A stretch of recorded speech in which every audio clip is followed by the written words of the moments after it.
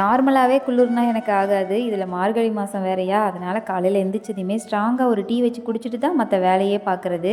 அதுக்கப்புறம் டீ குடிக்க மாட்டேன். ஆனால் அந்த மார்னிங்கில் அந்த டீ குடித்ததுக்கப்புறம் தான் எல்லா வேலையுமே ஸ்டார்ட் பண்ணுற மாதிரி இருக்குது. என் அண்ணன் மாதிரி யாரெல்லாம் அப்படின்னு சொல்லி மறக்காமல் கமெண்ட்ஸில் சொல்லிடுங்க. இன்றைக்கி வந்து பார்த்திங்கன்னா சிறுதானியத்து கூட சேர்ந்த சிகப்பு சோள இட்லி தான் வந்து ரெடி பண்ணியிருந்தேன். நிறையா பேர் வந்து மாவு நான் செய்கிறேன் இல்லையா, அதை பார்த்துட்டு கேட்குறீங்க, ரேஷியோ சொல்லுங்கன்னு என்னால் சொல்ல முடியறதில்ல. அதனால் இன்றைக்கி வீடியோலேயே வந்து சொல்லிடுறேன்.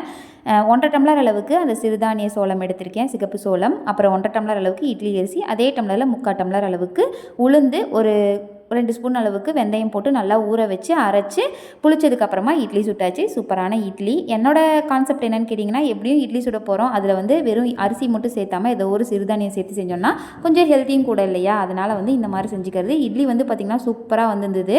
உப்பு போட்டு கரைச்சி வச்சுருங்க. அப்புறம் புளிச்சதுக்கப்புறம் வந்து பார்த்திங்கன்னா சூப்பராக இருக்கும். இதுக்கு காம்பினேஷனாக வந்துட்டு தக்காளி குழம்பு தான் செஞ்சுருந்தேன். இது வந்து நம்ம ஊர் ஸ்டைல் தக்காளி குழம்பு, சொல்லவே வேணாம். காம்பினேஷன் அவ்வளோ சூப்பராக இருந்தது. நம்ம வீட்டில் அத்தம்மா பாட்டிலாம் வந்து செலவு அரைச்சி செய்வாங்க. அந்த தக்காளி குழம்பு கொஞ்சம் டிஃப்ரெண்ட்டாக இருக்கும். இது வந்து சோம்பேறி தக்காளி குழம்புன்னு தான் நான் சொல்லுவேன். ஏன்னா டைரெக்டாக மிளகாத்தூள் இருக்கு இல்லையா, அதை ஆட் பண்ணி செஞ்சிடுறது. ஜெய்குட்டிக்கு இன்றைக்கி லஞ்ச் பாக்ஸ்க்குமே வந்து பார்த்திங்கன்னா சோள இட்லியே பேக் பண்ணி கொடுத்தாச்சு. அவன் வந்து ப்ளைனாக ஒயிட் கலரில் இட்லி இருக்கிறத விட இந்த மாதிரி டிஃப்ரெண்ட் கலரில் இருக்கிறத வந்து கொஞ்சம் லைக் பண்ணி சாப்பிட்றான். அது நம்மளுக்கு கொஞ்சம் ப்ளஸ் பாயிண்ட்டாக போயிடுது. அதனால் வந்து அந்த மாதிரியே செஞ்சு கொடுத்தாச்சு.